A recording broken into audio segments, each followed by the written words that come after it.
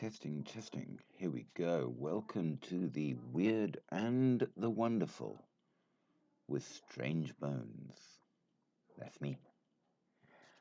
So, we have been going around the world and looking at all kinds of strange and interesting things from the paranormal and supernatural.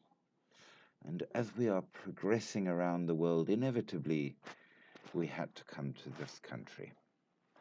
And I think, in terms of the paranormal or supernatural, it is quite possibly the hardest country to do. Not because there isn't a very, very great deal to talk about, but rather because there is simply so much, it's impossible to do it justice at all. It is one of the oldest civilizations in the world, and I'm sure you can all imagine where I am talking about. So, as we begin, let us consider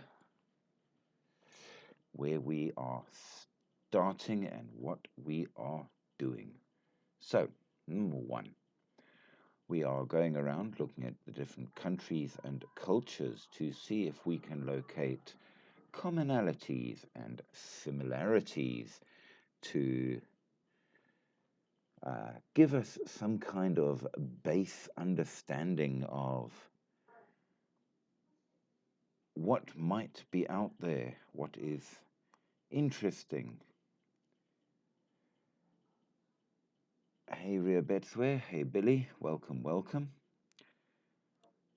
We are going to be looking for things that might give us an idea of what might be more than just a cultural way of teaching morality and wisdom to children, and why not to go wandering in the dark.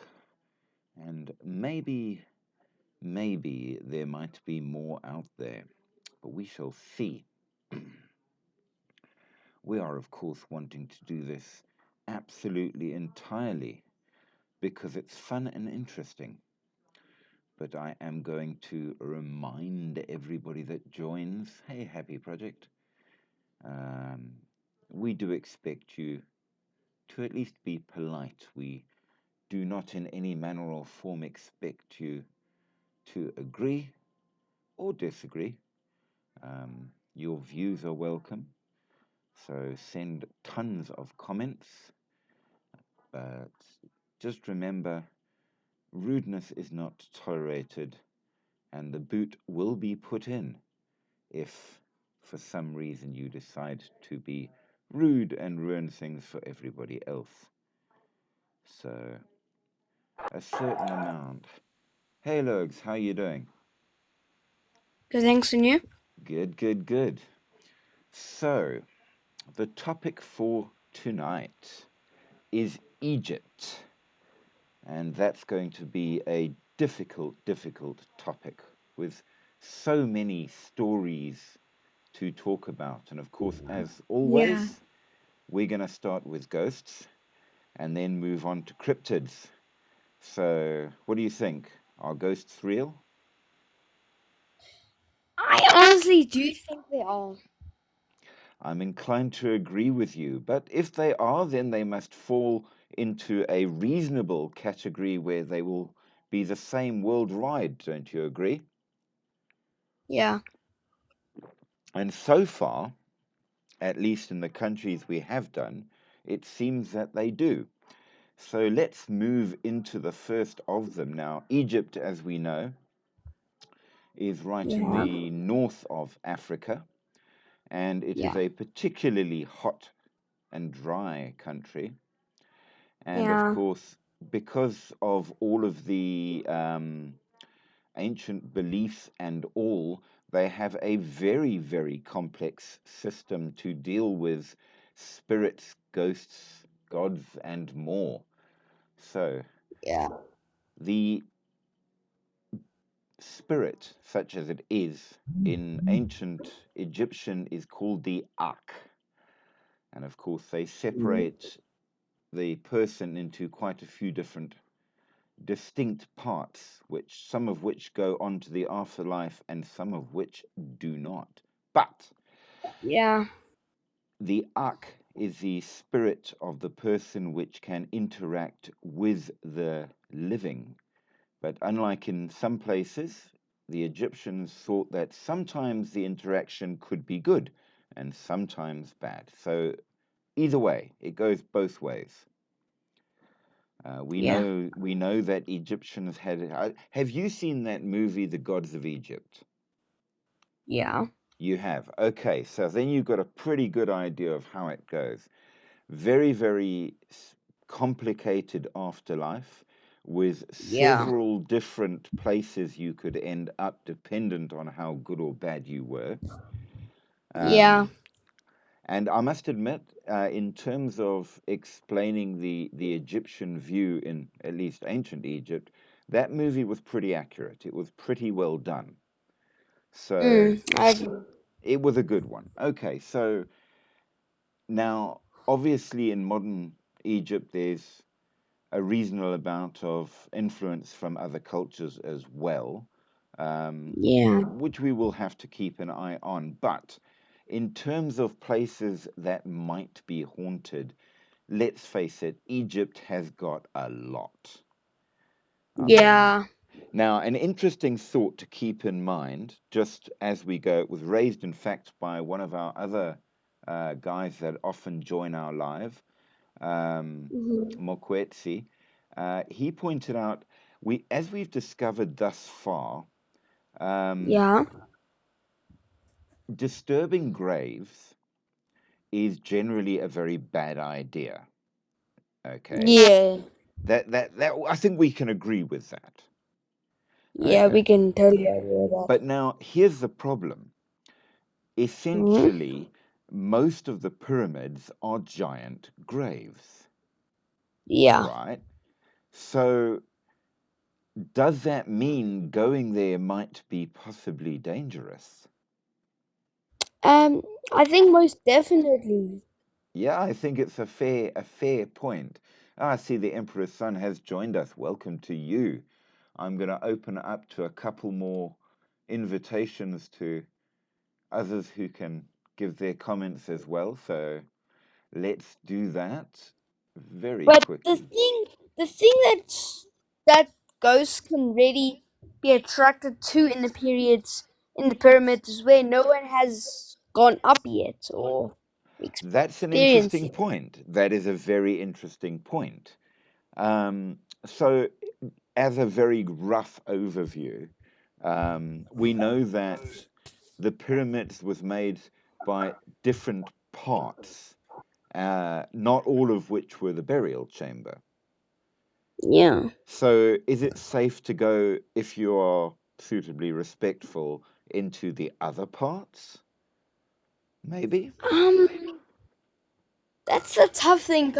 That's a tough thing though because um most people don't go there because they think that there are ghosts there and they try to avoid that place. Fair point, fair point. But we do know you can take tours into the pyramids. My own brother, as a matter of fact, went to Egypt to see the pyramids. Um, Mm-hmm. Now he's a guy that he's very, very sort of science minded, and he's not very descriptive or poetic, shall we say. And Yeah. he said it was the weirdest thing, and now this coming from him, you've got to understand, is like a bit mind blowing in a way, because he said when he walked down through the Valley of Kings, it felt like there was no time at all, and that if a Roman soldier had walked past him, he wouldn't even have blinked. Yeah, that's the thing when you come near like ancient stuff. Right? And he did go partly into Tutankhamun's pyramid, only in the Mhm. bits where you're allowed. And he said, really and truly, it's like another world. Yeah. So, One time my uncle he went to Egypt to go investigate, right? okay, He went inside the pyramid, and it felt like time was stuck. Like he felt like he felt like everything was just walking past him like it was normal, and he felt like he couldn't move for a second. you Also, see, you see. So there's clearly something about the Egypt and the pyramids. So let's start up with some of the ghosts. And what we're going to do, I think, is we're going to start with the oldest stuff first and then move on to the more modern, um, yeah. and see what they have to say. So, the oldest known ghost story in record is called Mhm. Consuamheb and the Ghost, which is literally written on a clay tablet in hieratic script. So it's old. Mhm. Okay, we're talking by thousands of years. So they haven't got the whole of the story, um, because it's a fragment, but nevertheless, okay, here's the story for you, and you guys can tell me what you think. Okay, so this unnamed man, they don't know what his name was, had to spend a night next to a tomb in the Theban necropolis and was Mhm. awakened during the night by the ghost that lived there. So the man goes to the high priest of Amun, whose name was Consuamheb, and told him what happened. And the text begins with Consuamheb, the priest, calling on the gods from his rooftop in order to summon the ghost. The ghost comes, and Consuamheb asks him his name, and the ghost claims to be Nebusemek, the son of Achmen, and of the lady Tamshas. So he offers then to build them a new tomb and provide a gilded wooden coffin for the ghost in order to help him be peaceful again. But the ghost is unpersuaded by the high priest's intentions.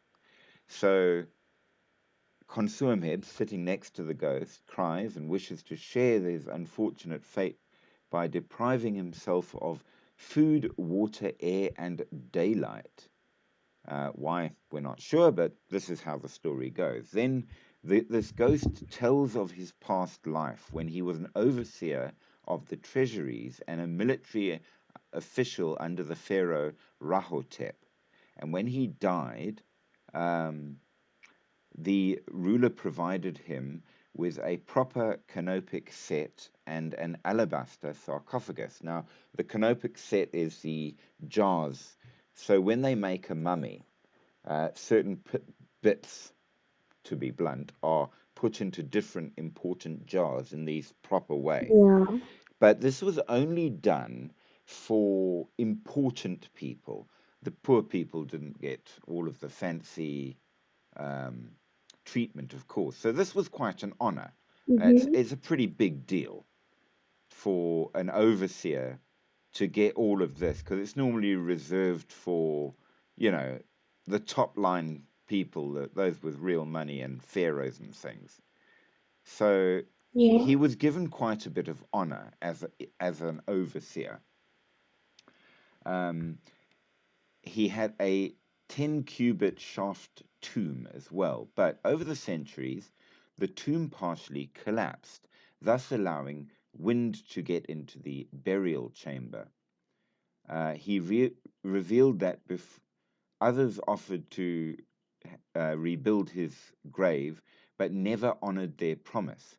So the high priest says to him he will comply and offers to send 10 of his servants to make daily offerings. Um, but the ghost says, no, that's no good either. Then at this point, the text breaks, and the next fragment reports the efforts of three men sent to search for a suitable place to build a new tomb for the ghost. So clearly they're doing their best. Hey there, Noodle. Um, just Hi. how's it? How's it? Welcome, welcome. We're doing Egypt, and this is the oldest written ghost story from fragments. Just so you know what we're doing. Okay, thanks. Okay, so they find a place at Deir el Bahari, near a causeway, and they build this tomb for the ghost. And unfortunately, at this point, the story ends because we don't have the rest of the fragments. But obviously, this high priest went ahead and did all that he promised. But what's interesting here is it shows that in ancient Egypt, at least, um, it was considered quite normal for ghosts to interact with the living, to move around, to be upset if they weren't properly looked after, and so on and so forth. Yeah. So Mm. clearly, they had a very open idea to the supernatural and more, which gives us where we step in with ghosts per se. Now, they had, of course, quite a lot of texts on the subject, some which were written on the inside of the walls of the pyramids and things like that. So we know about, for example, the Book of the Dead, which basically Yeah. is a book of rules, shall we call it, of what you've got to do to ensure you get to heaven. And if you follow everything properly, then you got a pretty good chance of getting into heaven. Okay, Mm. Yeah. well, their version thereof. So so now, I know. yes, yes. I know from a story I read yesterday. That the pharaohs were buried inside the pyramids, and the slaves who built the pyramids were buried under their own houses. Well, yes. Here's the thing. Okay, poor people, unfortunately, um, didn't get decent tombs. That's a given. You had to be someone in order to um, get given the proper stuff, so to speak. But along with that, we also know that if you're an important servant of a pharaoh, when the pharaoh died and was buried, you were often put in the tomb with the pharaoh to keep serving him. And of course, you might not be dead when put in. So, as you can imagine, the chance of ghosts and things arising is pretty good when you've got people who might not want to be preemptorily buried anyway. So, And alive, that would be oh yes, horrifying. exactly so. So there were some pretty dodgy sort of things, as it were, that went along with it. Um, and of course, with all of this, the idea of, when you die, you can't take it with you, ancient Egyptians did not believe that at all. They took it with them. And hence, of course, the pyramids were stuffed with all sorts of treasures. And that will lead to a topic we're going to have to cover a little bit at some stage, which is the curses. So, along with all the gods varying and interesting demons and things and all the rest of that, there were lots said about ghosts, and they were, at least in ancient Egypt, considered to be an absolute standard reality in daily living, and you had to deal with them. And of course, that meant you had a lot of religious ceremonies and things to deal with the ghosts and things. So you had to keep what they referred to as Ma'at, which of course was also one of um, the goddesses um, in ancient Egypt, and when you died, your heart was weighed against the feather of Ma'at, which, if your heart weighed more than the feather, off to hell. So you needed to have a pretty pure heart. And if you didn't, then you needed to know the tricks to make sure that your heart was purified before the weighing. Now, at the weighing was done by the god of the dead, Anubis. But if you failed the weighing, instead of passing through the doorway into heaven, your heart was flung to a particular creature. And we will get to said creature in due course. But it basically ate your heart, and therefore you never went to heaven. That was you done. So it was a very serious business, as you can imagine, and it probably made a lot of high priests very rich. But burial was massively important, how you did it, and all the rest of it. So the soul had to go on in the proper way. So we said that a ghost, your ghost is your ak, but that's not your soul. Your soul is your ku. Now the ku goes on, but the ak does not. And it gets very complicated at this point, but essentially you have the physical body, the kat, which when you die, that's rubbish. It's fine. We're not too worried there. Unless you're very important, in which case it gets mummified. Right. Then, Yeah. of course, along with that, you have your ka, which is sort of, I'm going to call it your aura in a sense, but it can appear as another you and go off and do other things elsewhere, just so you know. So it's not entirely under your control. You then also had what broadly is the carrier of your soul, your ba, which will take you on to be judged and so forth. Your copy or shadow self, the bad bits of you, the shuyet, your soul, which would become immortal, the ak, and it sort of goes on. So you've got like about 9 different bits that make up you that are all important and have to be dealt with. And if you don't, that's when bits can come back, either as a physical mummy, which might be quite frightening, or as a ghost. So there's a lot involved here. Suffice to say, we're talking complicated. Now, Yeah. that's where we're sort of beginning. So there were a lot of texts that were written that petitioned the dead and basically asked them to please stay dead and not come back and bother us and all the rest of that kind of stuff, that were involved with rituals and things to please the dead and keep them asleep, because you don't want them back. Okay, that would be bad. Okay, now they generally are all addressed to the dead. Okay, though. Oh, we've got more people wanting to join.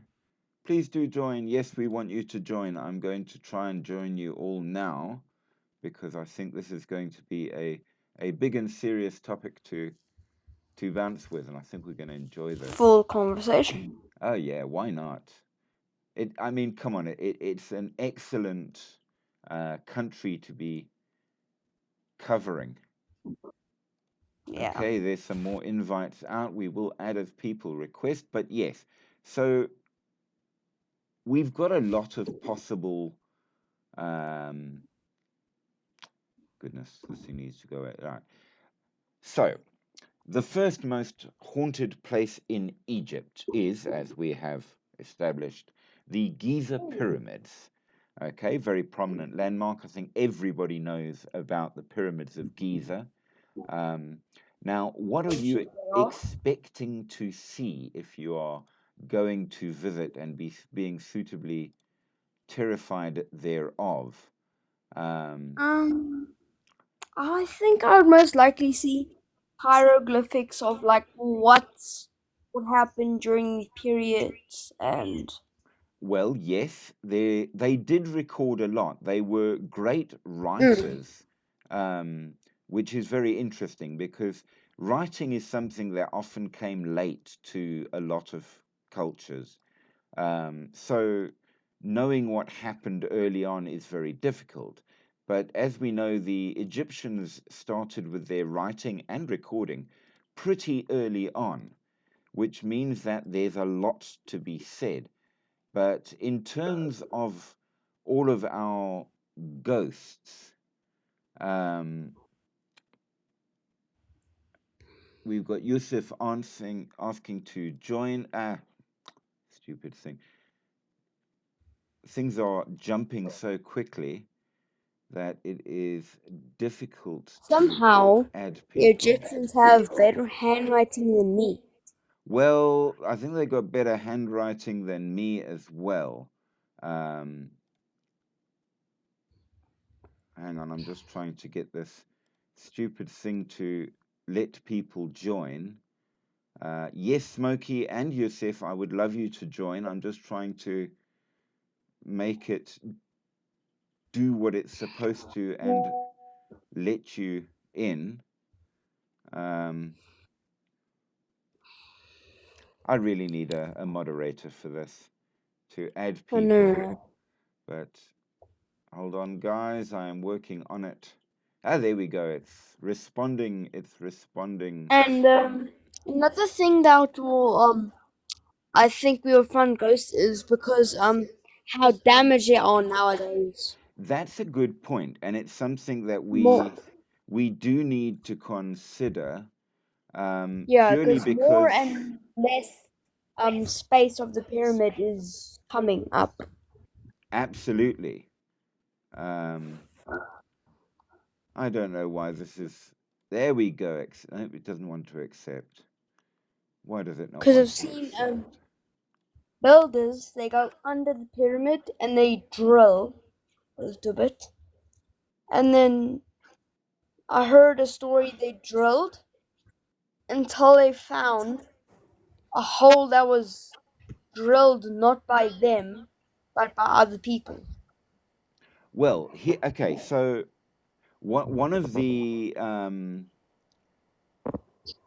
issues, if you will, is that we there we go. That seemed to be. Oh, we've got lots of people that want to join and have a go from a join in. So and manage guest, yes. Confirm. All right, we have a moderator to assist us now. Here we go. Excellently, Kayan. Thank you. Okay. Right. As we're going on, this is what they say you might see if you go to the pyramids of Giza. Hi guys. Hey there, Smokey. Welcome, welcome. So, they say that they have seen apparitions walking through the area around and in the pyramids. They say that they have seen people from various cultures and times that would have been at one point around the pyramid. So, Roman soldiers, Egyptians, all the rest of that. They say that people in the nearby neighborhood, because you might not realize it, but the pyramid is actually right next to the city. Whenever you see photographs, it's always taken with the back to the city. So you don't see that. But I saw a photograph somebody posted the other day that they took from the other side of the pyramids. And the city comes right up to the pyramids. So they have neighbors, interestingly enough. And the residents say that they have heard screaming voices, um, people talking, music playing, varying shadows, and more that are around all over these areas. So it seems that absolutely yes, there are possibilities that there's a lot going on there. Now, I have not found any stories of ancient ghosts causing any trouble for normal visitors, but we will have to talk about the curse of the pyramids, which does come up with things. Now, the next Whoa, important hold on. place. Yes? Here's the creepy part. Yes. How can they hear music when wasn't music made a few years after the pyramids were built? No, no, no, no, no. This is one of the interesting things about ancient Egypt is that in terms of serious culture, now when I say serious culture, I mean a people that had proper medicines, appropriate to the time, of course, had writing, had cities going, and more. Egypt was very, very early on. It's one of the oldest cultures that really could be called a culture and not a bunch of people living around type thing. And it predates almost all of Europe. I mean, Egypt was serious well before a lot of people. So they had all sorts like that, right? But way back when. And of course, they had an advantage in this because you need to understand that where Egypt is a serious trade point. So people wanting to do good trade sooner or later had to go through Egypt. And of course, one of the things that they invented pretty early on was the concept of taxation. You want to sell through us, you got to pay. So it made them able to build their culture faster than everybody else. It was brilliant. I mean, it worked great, and they were amazing as a culture because of all of that. So music was absolutely right up there from the start. We just have a small problem with F, who's trying to join and can't. I don't know if you can sort that out. It says you can't join when the live is paused. I don't know what that means. That's Dino Killer F. If someone can help him, please. I think it's because most of us are muted. It could possibly be as well. I know that some of the guys are absolutely working on getting things sorted. But moving on, the next important and very haunted place in Egypt is the Valley of Kings.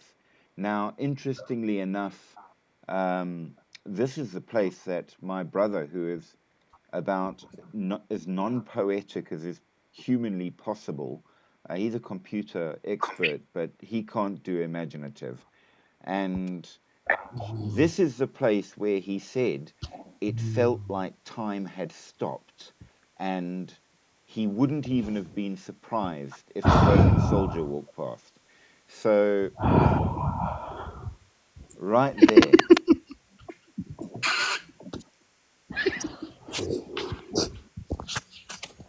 Okay, so this is considered to be the world's largest open air museum. The Valley of Kings is probably the most spectacular place you'll ever see. But it is also one of the spookiest places ever, where most of the tombs of the kings and pharaohs are actually put. So if you want ghosts, this is where you go. Now, people have reported seeing ghosts, some of which are weird floating ghosts that roam the area. And some of them are appearing just as people walking around, but in ancient costume and such. So if you're going to look for ghosts, this is probably the place to begin. Now, our next interesting spot to consider is the Farafa Desert. Now, again, this is a very striking sort of a place. Um, very, very, very plantless. It's a salt desert, I believe, which would make it the sort of um, place that, in fact, is very, very empty of life. But according to the stories, at least, Akhenaten, who was the king of Egypt during the 18th dynasty, don't ask me how far back that was, he brought new rules and a new religion to the land. Okay, and the local priests were upset at him. And you never piss off a angry priest because they're the ones with the power, right? And they cursed him. And according to what is said, his ghost is cursed to How's it? Hey, Kaylin, How well, are you? good, good. Are you ready to talk Egyptian ghosts? Yeah. Good stuff. So, Ivan, here where I'm from, we got a ghost. It's a oh very yes. scary one. Now, It's where are called a you? Tokoloshi. Yes. Now, many of us are from South Africa. I'm from South Africa. Oh, me too, Same me here. too. Yes. Same here. So we have Me too. absolutely spoken about the Tokoloshi, and we may bring him up again at the end because it may connect. So hold on to that I thought. know, like there was a Tokoloshi in my like estate, and he like once assaulted a very small boy, and I got scared when I heard that thing. Well, absolutely, He because tuned me one bala reveal. Like it was scary. you I see was the actually sexually abused by one. Yeah, Yusuf was the victim. It's not well funny. It's not funny, Logs. It's not funny. No, like actually, it's not funny. It's scary to get like molested by a Tokoloshi. they say that well, okay, we're going to have to come to categories of ghosts in a minute, but let's just run through ancient Egypt quickly, and see what they have to offer. So Akhenaten was cursed by all the priests, which is a pretty potent curse, that he shall roam the desert endlessly upon his death. So they say that if you go out to the Farafa desert, there's a pretty good chance that you might see Akhenaten. But this desert is a harsh one. It's not like we've got deserts in South Africa, but you still at least get plants and animals and stuff. This is the extreme of desert. As a salt desert, there is nothing. No plants, no life, no nothing. That's why So it was been planning to go to the desert. there you go. So now the next place is the Baron Palace. Now the Baron Palace is actually an Indian-inspired architectural wonder in Egypt, but it's much more modern, of course. And this particular place, when it was built, was a particularly beautiful building. It's called Baron's Palace because it was built by a guy called Baron. But it started going dodgy when Baron's wife or sister, it's not sure which, was killed in the palace under very strange circumstances. And nobody could find out what happened. Obviously, he was a very, very rich guy and could, like, we're not going to allow too much news coming Where out. was Baron from? It doesn't say if I think he was actually Indian, but had moved to Egypt. Now, it doesn't. Was he eating the Bhangra? Well, we don't know, but we know that we don't know if he actually was the one responsible or if somebody So did he else have the battle pass? That I can't tell you, sir. But So he wasn't max level. we Like don't know. did he have aura when he fought? Bro, this is Dude, I Bro, can't answer about that. I can only tell you about the ghosts. Oh, so he was a ghost. Not him, Ooh. but his wife. Now, Oh, his wife was a ghost. she was killed His in wife this was a palace. ghost. Now, Oh, she got according, popped in the palace. well, it gets more conflicted and upsetting because thereafter the palace became a bit abandoned, and it was bought and used by Satan worshippers who used it to practice their black magic rituals with Oh. sacrifices. Allahu Akbar. Oh no. La Exactly. ilaha illallah. So So like were they like doing the big like summonings? apparently so, and as a result, So they the wanted tung tung tung sahur. well, who's to say? Did But they have a janaza for her? oh well, according to this, what they basically ended up with was lots of evil acts and more sacrifices there afterwards, all within the same building, and Well, of now course it was. it is full of ghosts. But they say that going there, the ghosts are so angry that you literally should not enter Yeah, because of course they Oh, something would. so will happen. it's like Avinash, like that. What's his name? And Jagger. Hanuman. Like it's like Hanuman. one of those guys. Yeah. Well, it So seems it's like Chachi Nathaniel Lasuku. Yeah, it definitely. Yeah, seems it's like a so. scary guy. You must So ask Dino Killer. He had an encounter with a ghost. If a ghost comes near me, I'm gonna give it a cock clap.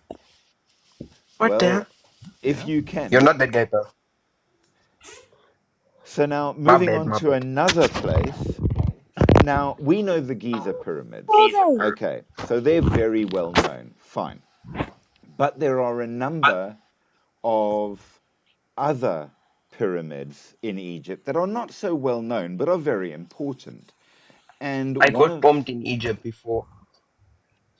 It was a scary thing. I have never been to I went Egypt. inside. I have been bombed, but I've never in been Egypt. in a pyramid before. I just let him carry on talking about ghosts. Okay, so the Dashur Is this your pyramid. son? I beg your pardon? Is Logs your son? No. No.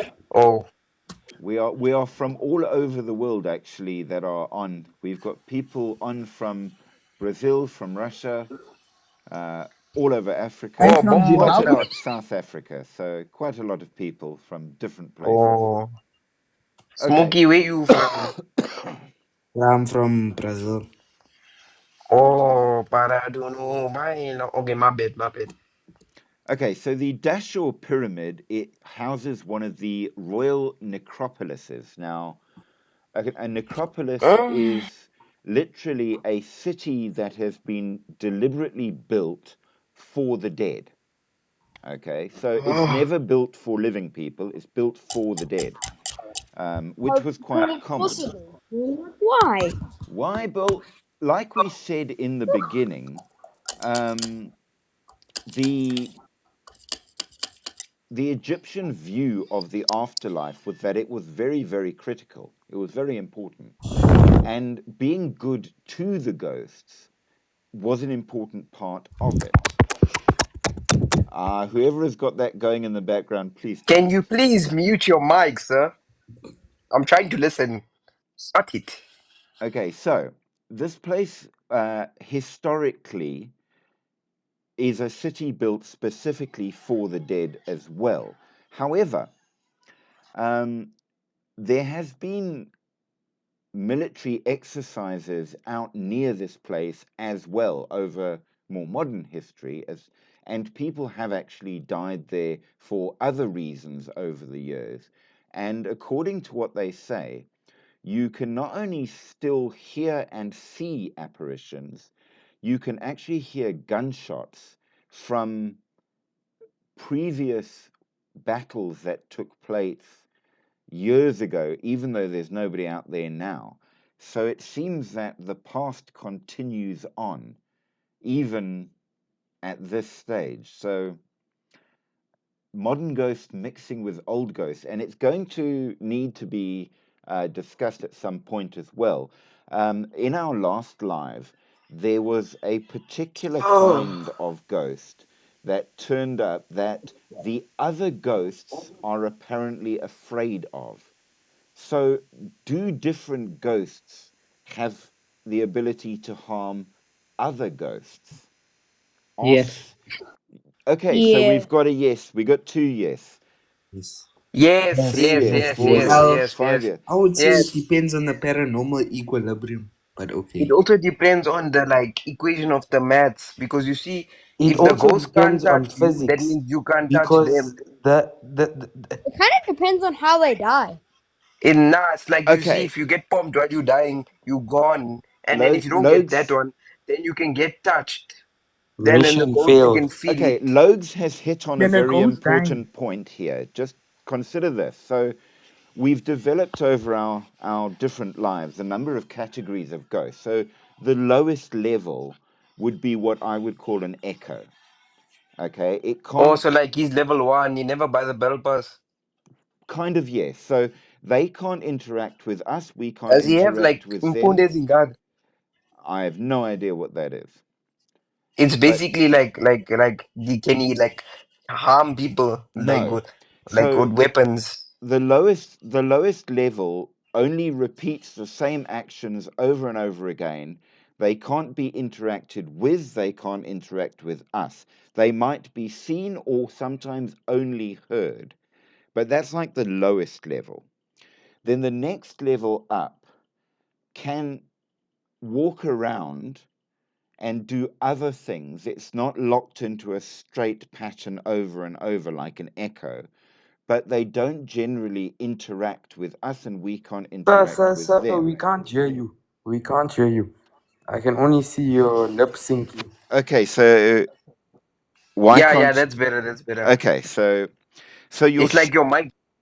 yeah, I don't know, it seems to come and go slightly every now and then. Sorry, what are we talking about? We are talking about ghosts. Okay, so your second level Can my can move grandfather be a around. ghost? That we will answer by the end of this. So hold Like fire. how long? Like I'm not being rude, but like how long's left? Well, normally I go for about 2 hours. Did you like just start? And well, we're 40 minutes in. Okay, But so can we like ask you like one question? yes, ask. Like us three, like can you answer our questions? Then you can carry on. Well, I'm answering Logue's question quickly. Okay, Logs, my bad, Logs. So your second level ghost is able to move around, not just be stuck in a cycle, but we still can't interrupt with them. Okay? Your third level ghost, it seems, can interact. Oh my god. Okay, so you can talk to them and they can at least respond, but they can't physically do anything. I Yeah, sell they my can't. rose for cookies. Okay, and I then can't. Like that thing. Like, okay, do they do that? say that again. Do they like sell things when they dead Ah, that as a I would ghost? that I have no idea about at all. I got to be honest. Okay, okay. Okay, Let me so guess. Next stage, they can touch and like feel you and like respond. correct. So now your highest I want level them to ghost touch me. can physically affect the world. But now it So all boils down to emotion. Okay. Now you have to have two sets of emotion. The first, it seems, there must be a strong emotional connection to when they died. Okay, so murder is a good example. Tragedy is a good example, but it doesn't have to be negative. Okay, it just must be very strong. The second thing Ah, that you have to have is a very strong emotion on the part of the person that died. So they've got to have a real reason to want to stay. so like if you like cheated on your wife, would the ghost come back for you? If okay, so let's say Mm. I murdered you for the sake of Ow. argument, okay? if when you die, you were like, I don't mind, I forgive, I'm good, you would not become a ghost, even though it was a murder, because you don't have the strong emotion. But if you were like, I'm going to get you somehow, no matter what, then you might come back as a ghost You're gonna because you become had toxic. that strong desire to get revenge. But what if they got you a reboot card? Like, why are you laughing, Logs? It's a question. I don't know what a Like, what if reboot they card found a is. way to bring you back? He doesn't know Well, what a reboot. if they found a way to bring some, okay, now that's a completely separate thing because we're talking first about ghosts that come back on their own spontaneously. So they're gonna come back Oh, like looking like a Slytherin. skull trooper. Now, there is a category of ghosts that we have come across sometimes Oh, like Subhashan Pale. where they are brought back by somebody using witchcraft or something. But that's a completely different thing. The ghost doesn't want to come back. He doesn't want to come back. They are brought So back. he needs to come back. No. He needs to come back. If a ghost is brought back by He's sorcery, brought back. they're forced back. So, Yeah. Oh, so they so just he's get on Oh. 1 called HP, or just uses a med taken kit, back. then 2 minis. So it's a difference between whether or not the ghost wants to come back and will Oh, he doesn't therefore want to come back. correct. So you've got different categories. Okay. So Sorry, your mic's on loud. Please stop farting. so now, for example, Akhenaten in the story that was cursed to wander the desert, he was forced to become a ghost by the curse. He So got pumped in the desert. he was dragged back. Oh. So it How wasn't hard his was he choice. dragged? Well, assumedly by the powers of the priests that cursed him. Oh, like Mulanas. Yes. So Oh. some ghosts come back because they really, really want to, and some ghosts come back because they are forced to. So we Can I have What become about a different. ghost? Okay, Can so I be a ghost? it would depend. It is possible, I suppose. So But can I what if I become a don't Just, ghost? get I have that a option question. in the I have a main question. Okay, Are so you an menu? atheist? Logs, does that answer you? Yes. I Okay. just have one more question. Okay, let's jump to who asked the other question? Okay, so like if like you die, but what if you don't get the choice to come back as a ghost? Then you must go on to whatever you go on to. But So what can I if you go to wanna become a Valhalla? ghost? I don't. Valhalla. I have never been dead, so I can't tell you what happens afterwards. That much I can't tell you. I would like to be Oh. born. This is where the difficulty comes in, because different religions have different views as to where you go and how you go and what the rules are. Can a ghost die? Well, we can't say die, but we could say get sent on, Smokey. if that makes sense. So it is possible for a ghost to be sent on, which, if you think about it, a ghost is someone that died but never left, right? Oh. Like Kermit the Crab. Oh. Whereas if when you die, Oh, you like Casper the Ghost. kind of, yes. So if you die and you go on as you ought to, Hello. That's very inappropriate. come on, guys, let's not destroy the enjoyment for everybody, or we will get Yes. our Where do people you to cut be. your hair? So okay, so moving along, we have the El Sharif Adina Road. Okay, and now there is a house, particularly on the El Sharif Adina Road, which is said to be one of the most haunted places in Egypt. Now, according to the story, there was a girl that fell off the upper terrace and died as a result thereof. Oh, she was pumping and then she got caught. That's why she jumped off. No, she was a young girl. And, Oh, like how old? well, young enough that residents say that she has been seen around the house still playing with her toys. Smash. Smash. So, for some reason, Smash. this girl just never left. However, It shouldn't because there's a hole, there's a goal. maybe there was a reason for her to stay.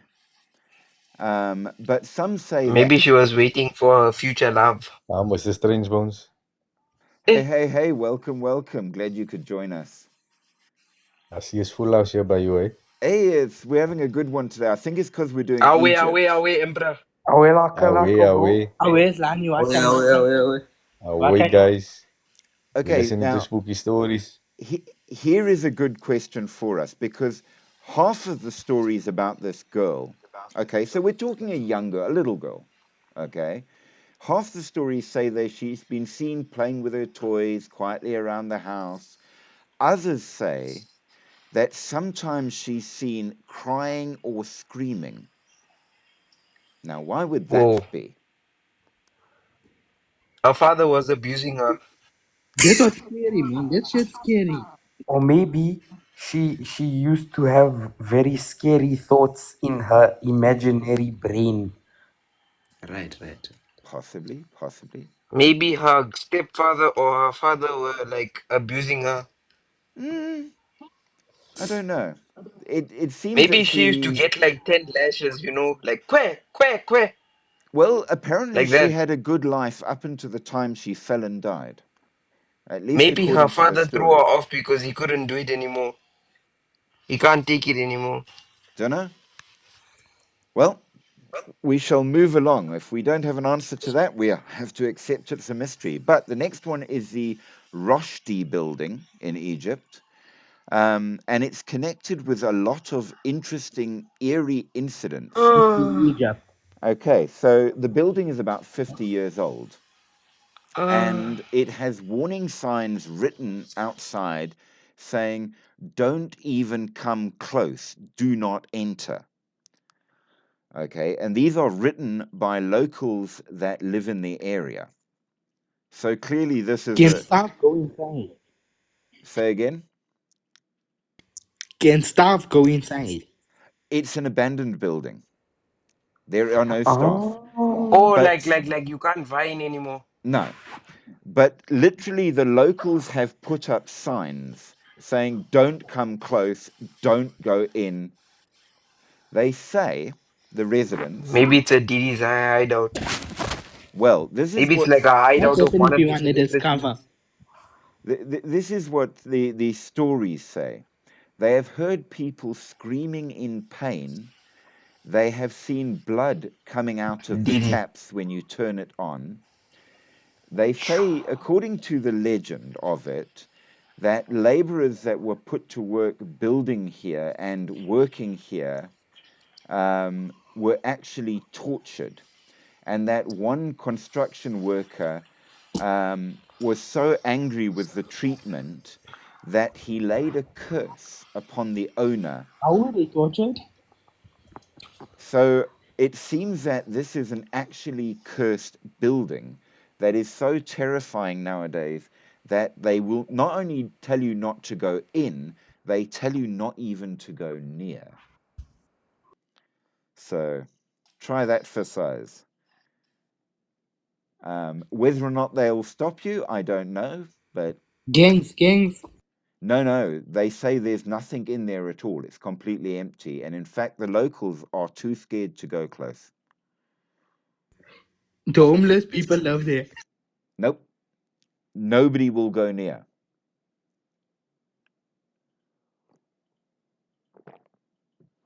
So there you go. Then, of course, our favorite place for ghosts. Okay, in your opinion, if you were to get a ghost, what is the most likely place, according to you? The Vanilla Unicorn. Huh? It's like a scary place. Do not know that place.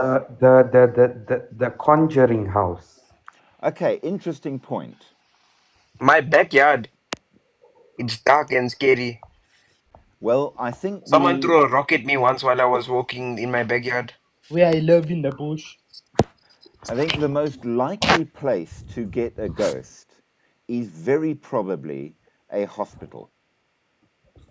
If you think about it logically, that's where you're going to get ghosts But because there's more That's people also where out you'll there. get pregnant women. you do in the good parts. In the not so good parts, you get people that are sick and dying. And one such place is the Helwan Hospital. Okay, so that's a place that originally was a palace and then converted into a hospital. It was the residence of the family of King Farouk of Egypt. It was then a morgue for royal family members, and then after that, it was turned into a hospital. Nowadays, it is abandoned. It is closed up, locked up, and because of its historical background, it's Can I guarded on the marry a ghost? outside. In certain cultures, yes, as a matter of fact, you can. So I can have sex with him. I doubt it very strongly. Oh man. Oh, But dang it. okay, so according to what's been said, this place is well guarded because it's a heritage site.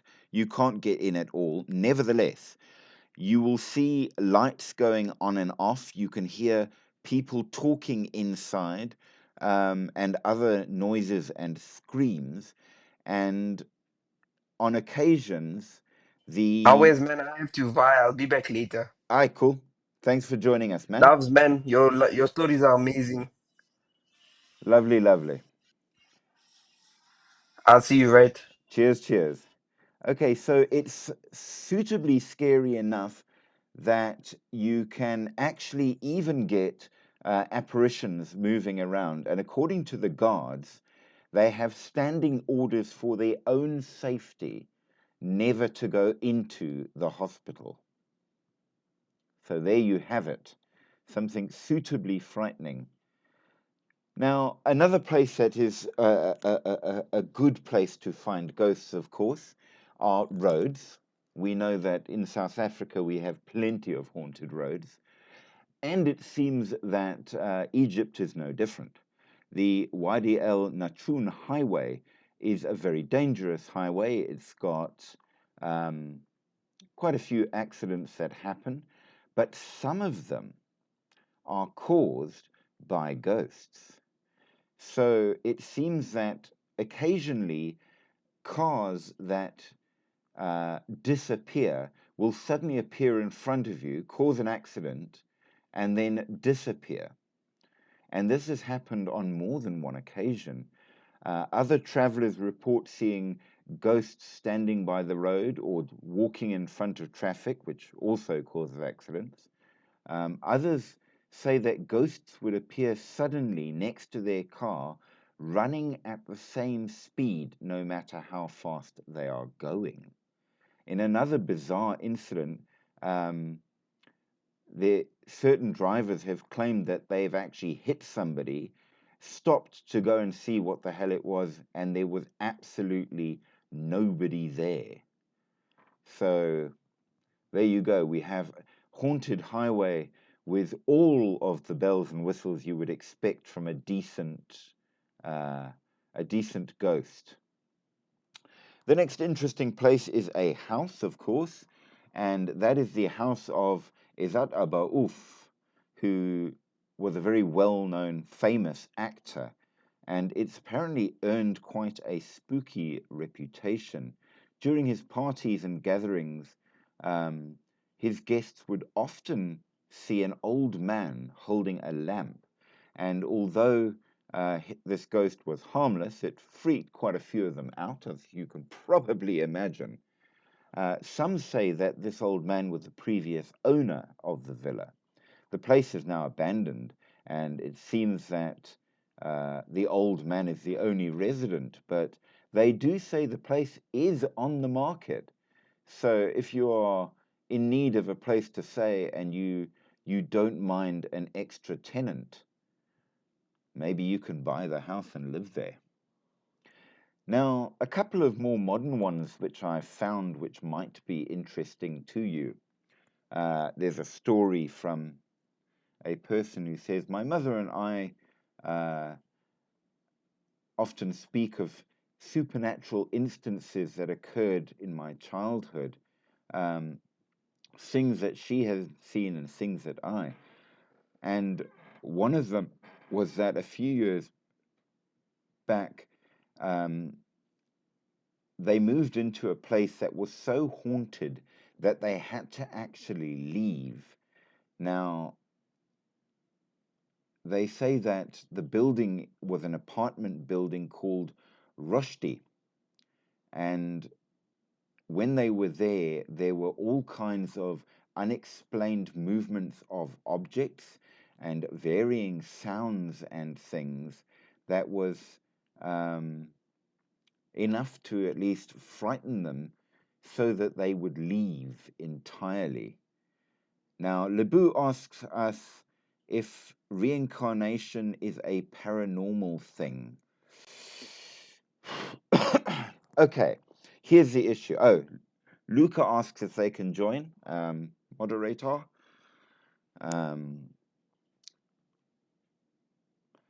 Reincarnation. See, the problem here that we do encounter in a number of the cultures and countries that we talk about is that there are different religions in each of these places, and some religions say reincarnation exists, and some religions say it does not. Now, according to most of the religions that I know of that believe in reincarnation, it's not paranormal or supernatural as such. It's the natural order of things. It's the way it's supposed to go. And you will get ghosts and things if you are knocked off that cycle of reincarnation in some way. Either by evil you have done or evil done to you or something like that. So the short answer is no, reincarnation is not a paranormal thing at all, and shouldn't be, at least according to the religions that do believe in it. If your religion does not believe in it, then, well, I don't quite know. Keeper, hey, welcome, welcome. Okay, so moving along, we need to speak briefly about Egyptian gods and demons, because obviously they had a very big influence on the views of how things go. And the Egyptians had a lot. They were the main gods, which most of us have at least heard of, people like Horus, Anubis, Sekhmet, and those. But they had a lot of others that were far less known as well. And many of the gods were human-animal hybrids. Not entirely sure why there were so many human-animal hybrids in Egyptian beliefs, not only among the gods, but among the demons as well. And along with that, you also had the jinn, which we know of as genies in the more modern Western stories. Strange. Yes, very strange, I would say. So we've got a whole collection of different different possible things that they believed in way back when, and possibly even some people up till today. But because of the nature of all of these different things, Guys, and please like the live. thank you for that. Because of the nature of all of these things, it made life for the ordinary person a fairly frightening situation with so many different things around. According to an attempt to count all of the unique and magical type beings that Egyptians had to worry about, there were over 4,000, which is quite a lot of things to be concerned about. Now, what an Egyptian considered a demon, by and large, is any kind of supernatural or divine being not worshipped as a god. So it might be a good one, it might be a bad one. There were a lot of them, and you had to be able to protect yourself from all of them in one manner or another. Now, let's come a little bit forward and talk about some urban legends. Now, we know that Egyptians love good stories.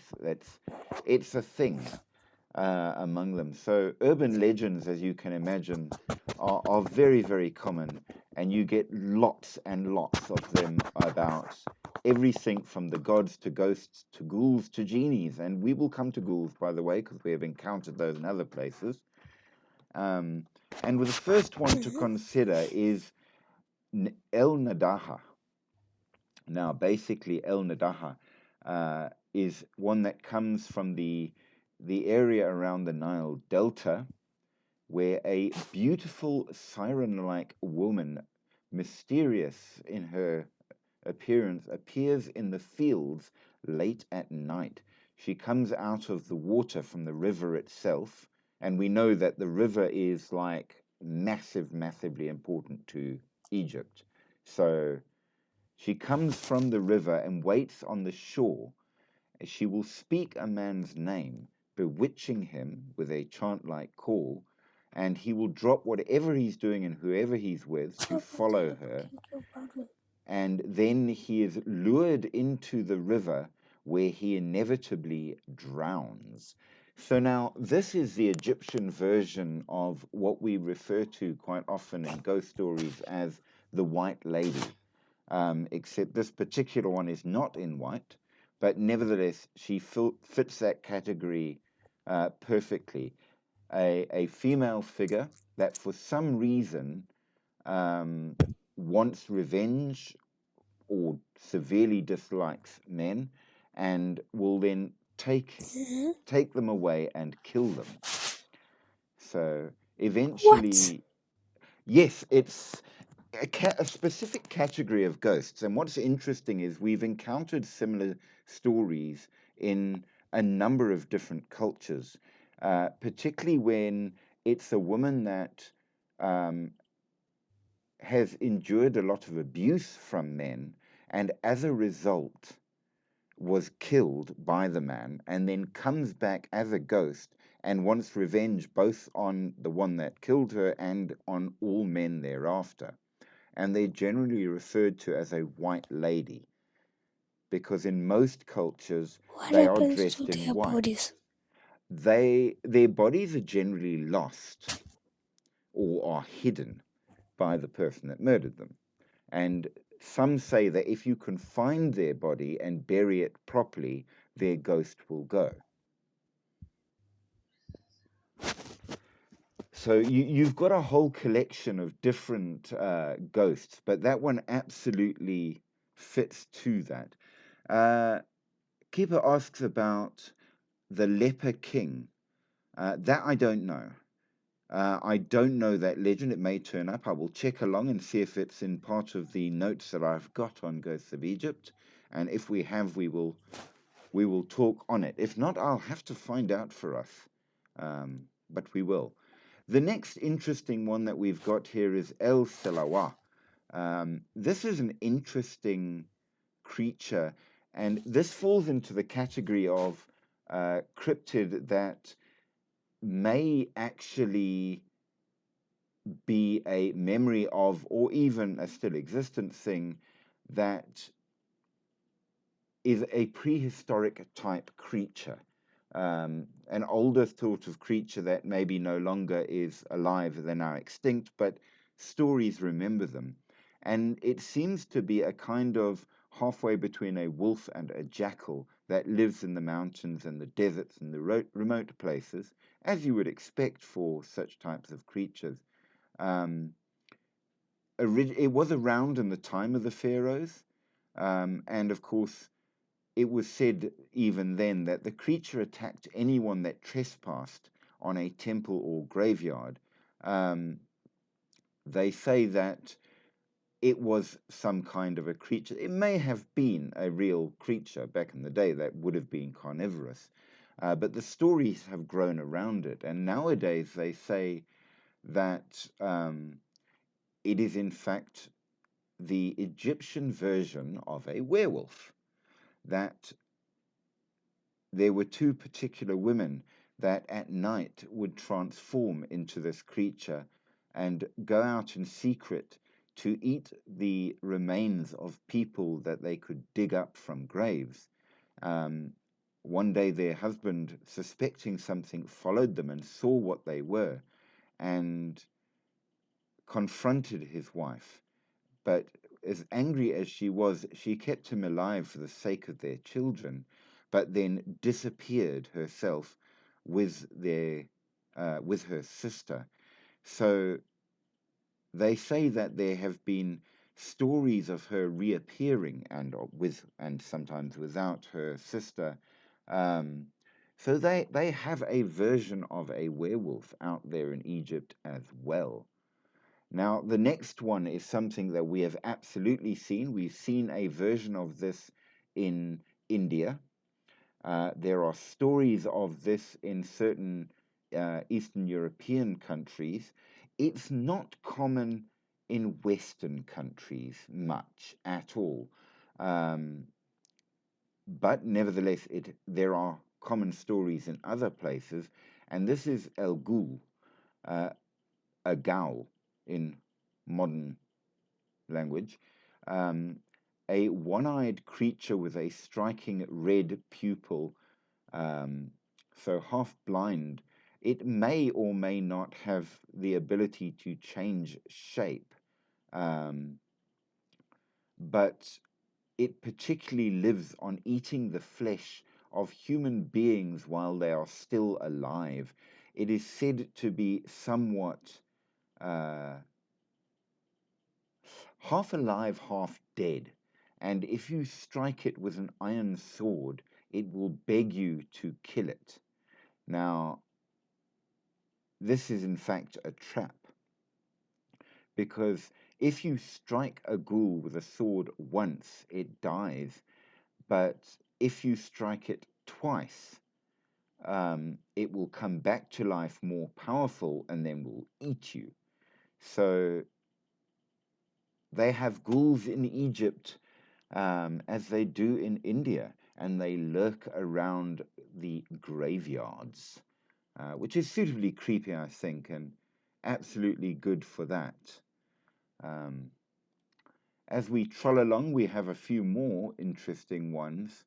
Some of these so-called cryptids only exist in very old stories, like the Abu Regel Maslauka, which very much is one of those stories that parents love to tell the children to remind the kids that they had better behave. And it's very likely that this one is just a story. It's one of those ones that it would come and take away naughty children. But it makes for a good story, and well, what's childhood without a bit of terror, perhaps? I don't know.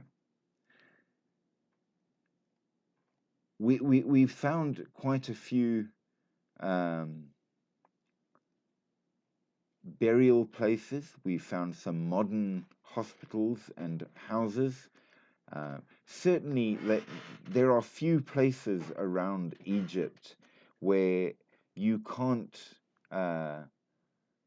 hear footsteps, angry shouting, wheels of chariots passing, and all the rest of it. It seems that if you go to Egypt and don't hear something suitably strange, you're actually pretty unlucky, at least at night.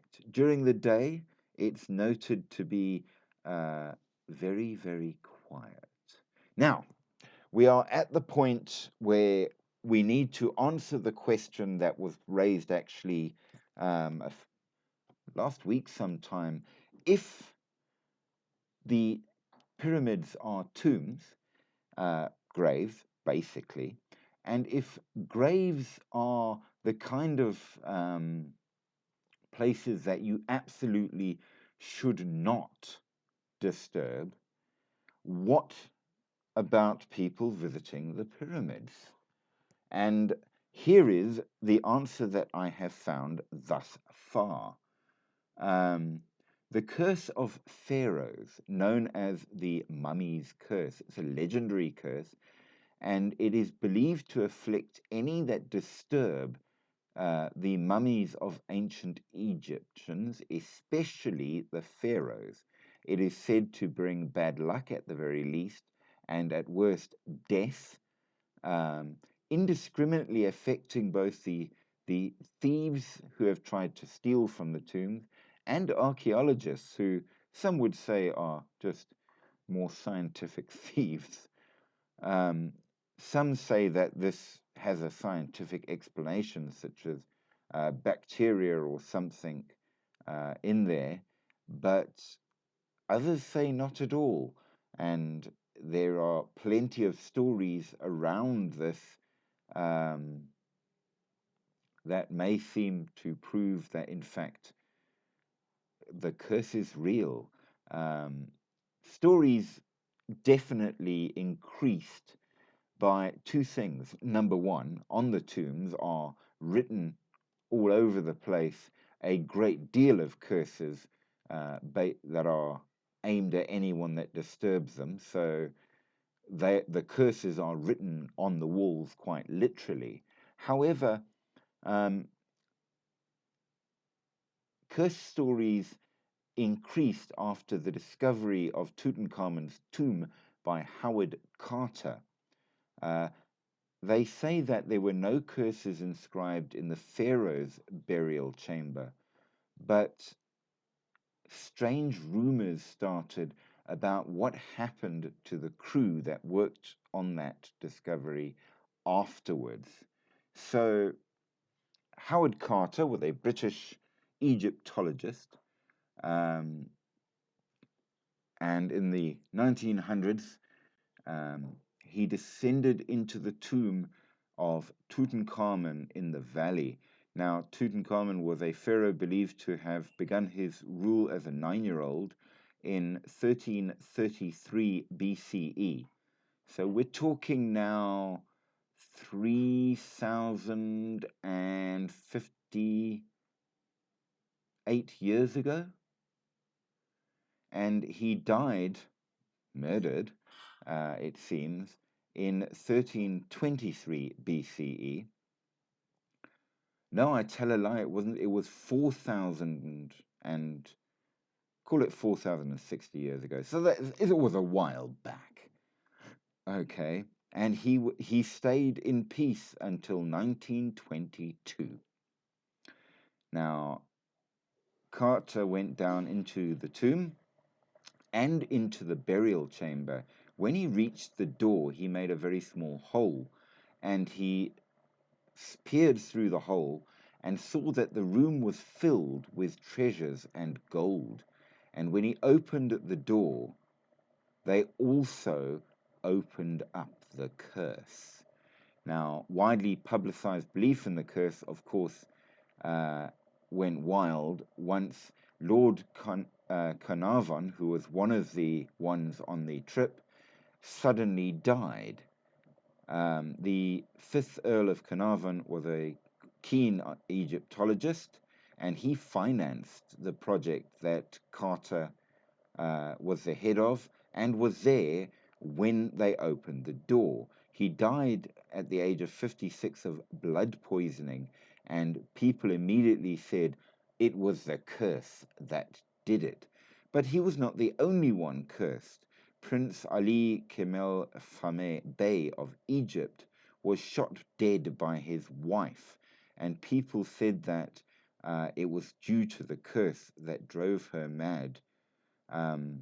Sir Archibald Douglas Reed, who x-rayed the mummy when it was brought to his laboratory, died mysteriously in 1924.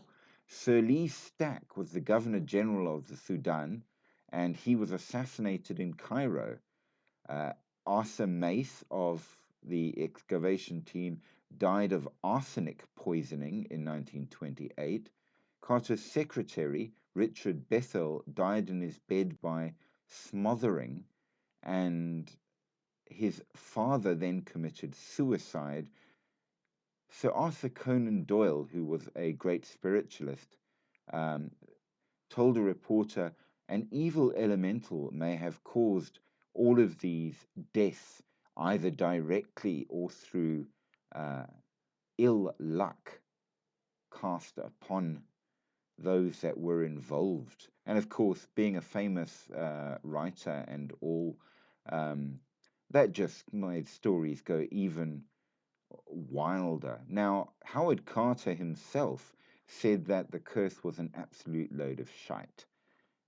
It didn't exist, and he lived until 1939, long after the curse was supposed to take him. So maybe he managed to dodge the curse, or maybe they just kept him till last. But it seems that messing with the pyramids absolutely do not do. Ancient curses were often found in varying tombs, and in fact, there were 26 people present at the opening of Tutankhamun's tomb, and 6 of them lived long and happy lives. It does point out, however, that the other 20 didn't. So you may take the curse such as you will. Don't know. Nevertheless, these days I'm told that Egyptologists that work on these ancient sites are much more respectful, and perhaps that is a good thing. So right off bat, that's what we have to say about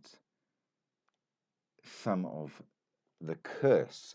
Now, as we move along, what other strange and interesting creatures can we talk about? And the first one we are going to mention is the most important one if you are an Egyptian. If you wish to get into heaven, you have to pass judgment by Anubis, the god of the dead. And he will weigh your heart in a scale against the weight of the feather of Maat. And if your heart weighs more than the feather of Maat, then it's off to hell with you, and you ain't going to get a chance to come out. However, to make matters worse, because after all, why wouldn't you? Your heart will be taken off the scale and cast to Ammit. Now, Ammit was a hyena-like creature that might possibly be part crocodile, that would devour your heart and your soul, your Akh, but not just your Akh, which can become a ghost, but also, I think it's the Ren, which is the actual soul, which is supposed to be immortal. And if Ammit devours it, it ain't immortal no more, and you are cursed forever. So, for this reason, you had to follow the rules of the Book of the Dead and do all the correct things in order to ensure that you don't get chucked off and die. So there you go. There is that. Hey there, Beep. Now, the most famous cryptid of Egypt, of course, we all know, and that is the Sphinx, which might not actually have originated in Egypt, because we have found stories of the Sphinx in some other African countries as well, including Ghana.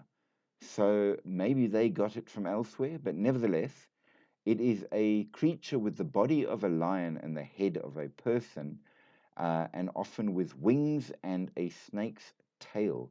The most famous stories about the Sphinx say that, in fact, it would give you a set of puzzles that if you passed them, it would reward you with great riches and such, but if you failed, she would eat you. There was a lot of eating of the unworthy in Egypt. And interestingly enough, and just in case you didn't know, Amet, the one that could eat a soul, was a female. The next interesting cryptid is Bennu, a heron-like bird associated with the sun, creation and rebirth. The great heron, which may give all kinds of good things to you, including new life, but hard to encounter. The next interesting creature is called a theropod, which is basically a creature with the body of a leopard and the neck of a snake, often depicted in ancient Egyptian art, connected to hunting and wild chaos outside of the civilized city. You also, of course, following the snake ideas, have Apopsis, which was the giant serpent of chaos that was the enemy of Ra, the sun god. And at the end of the day, when the world completely ends, will devour the sun and the world and destroy the universe. So he was the main bad guy in Egyptian mythology. Now, of course, there were tons of different demons, creatures, and all the rest. We certainly can't, in any manner or form, cover by any means all of them. They had like 4,000 different creatures that they were terrified of. So we can only touch a few. Let's just say that in terms of the supernatural, being an ancient Egyptian was a terrifying existence. The gods were the least of your troubles. They had phoenixes, as we have seen in other countries, and such like. But the most important creature that we are going to talk about is one which the Emperor's son will know very, very well. And that, of course, is the Egyptian genies, which we found in Saudi Arabia, called the jinn, and which seem to fit discussions and things in other countries very much so by the descriptions given. And so far, what we have is that they are a shadow-like creature with burning red eyes, which is not necessarily a cryptid at all, but another race of people, just not human people. They are not ghosts, they are not demons, and they are not spirits. They live in a world that lives alongside ours. They are apparently capable of either partially or fully coming into this world.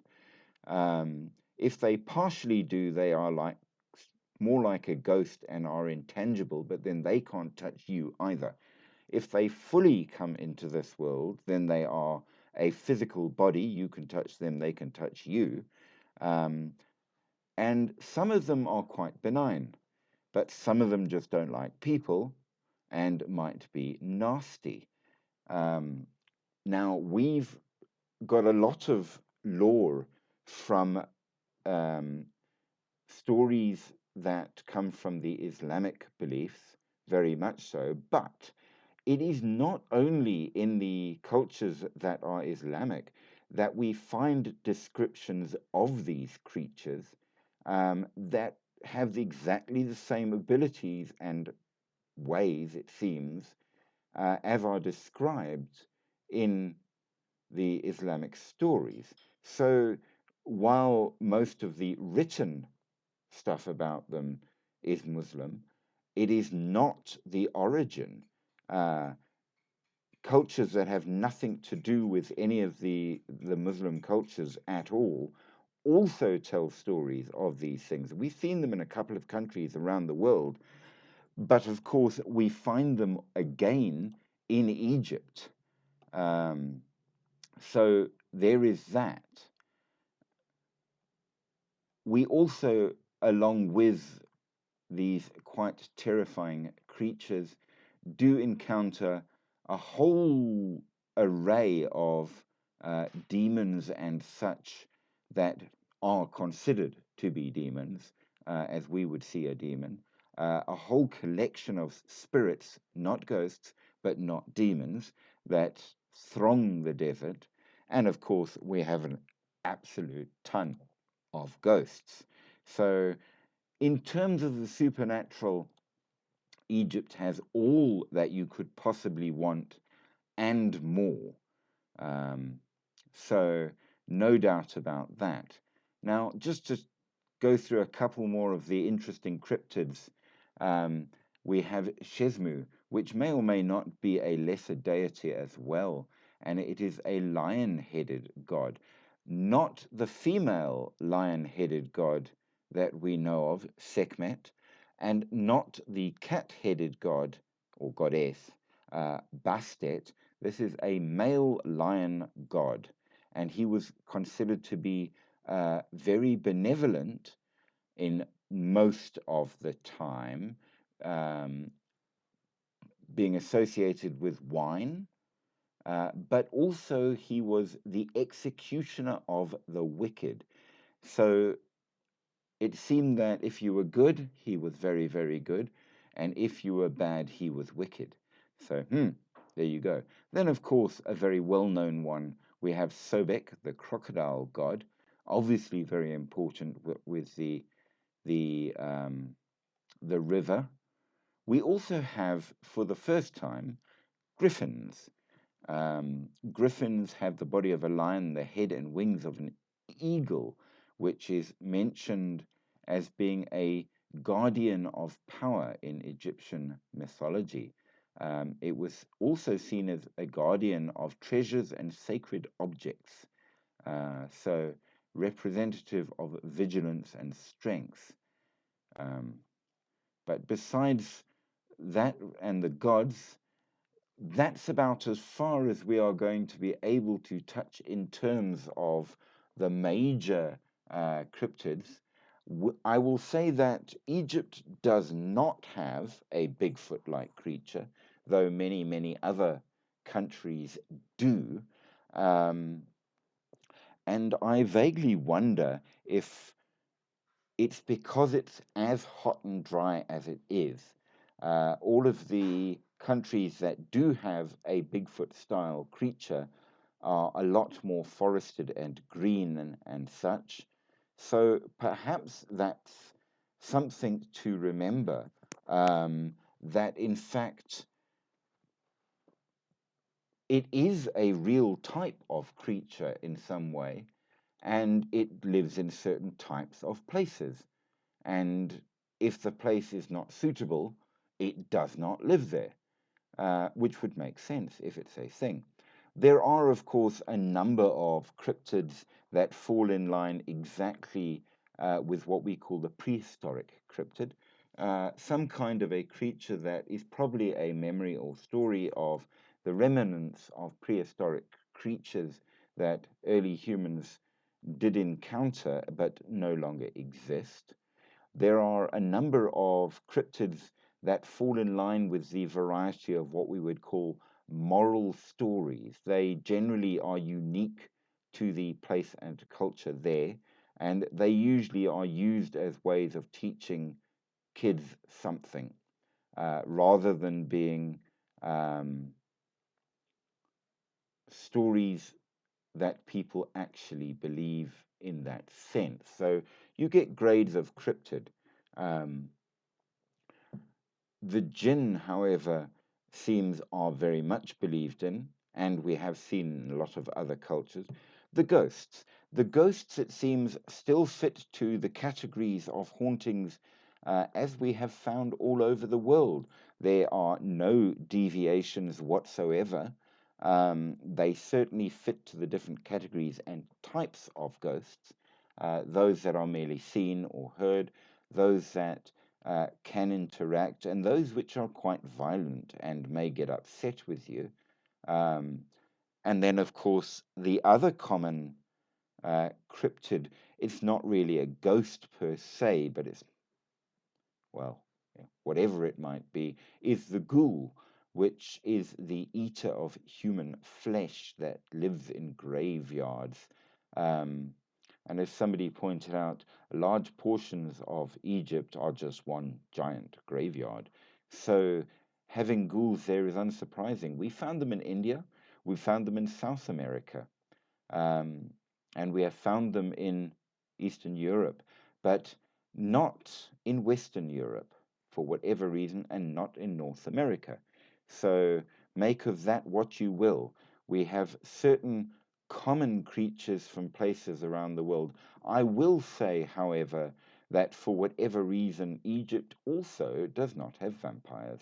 There are no vampires in Egypt. So if you're frightened of vampires, maybe it's a good place to go. Curiously, the countries that do not have vampires do consistently have ghouls. Maybe that's something to remember? Don't know. But it seems every country we haven't encountered thus far absolutely does have ghosts. Most countries do have some form of therianthrope, and Egypt, of course, is no different. Now, for those of you who don't know, a therianthrope is a shapeshifter. Now, we're used to talking about werewolves, but wolves do not exist in every culture and in every country. So, generally, you will find where there are no wolves, your shapeshifters are different animals. And this is the case with Egypt, though it does have some kind of a semi wolf like creature. It's more like a wild dog in its description, but nevertheless, it is a shapeshifter of that variety. And like the European werewolf, it can change shape and often is dangerous to humans. So it is a therianthrope, which means an animal shifter. So they do have that. So now we've got a number of basic cryptids that do exist mostly worldwide, which is very interesting. We have ghosts absolutely worldwide. So what do you think? Have any of you got any comments, whether it be about this live or about hauntings in general or cryptids in general? One of the guys was talking about the Tokolos, which seems to be the South African version of a Bigfoot, just a lot shorter and a lot nastier. Um, and we've found such things all over Africa, all over both Americas, and all over Europe and Asia. So it seems that they're all around. Remember, of course, like, subscribe, join our fan club, get involved, be a part of the channel. And remember that we will go live at 10 o'clock every night except Sunday. That's South African time, so GMT +2. And you are welcome as long as you are polite. And should it ever come to pass that you are not polite, we will sadly have to give you the boot, because we are doing this for fun and enjoyment, and you don't have to agree. You don't have to think any of this is true if you don't want to, but you do have to be polite about it. So I'm just throwing that out there. It's always good to have you guys around, and it's always wonderful to hear your opinions. And of course, I encourage you greatly, not only with the likes, but to add the roses and such that we have to reach to be able to keep this channel going. Our goals are up there, and we really would like you to be a part of our channel as we explore the weird and the wonderful. I will ask you though, if you have something you would like talked about, do send me a message, let me know. Follow me on TikTok. Give me a something if you want something looked at, and I will do my best as long as it fits to the category of the supernatural, the paranormal. And we will get to that. And in case any of you say, what about aliens? I am saving those till last because they are a huge topic and we just can't do everything at once. So that will come to pass.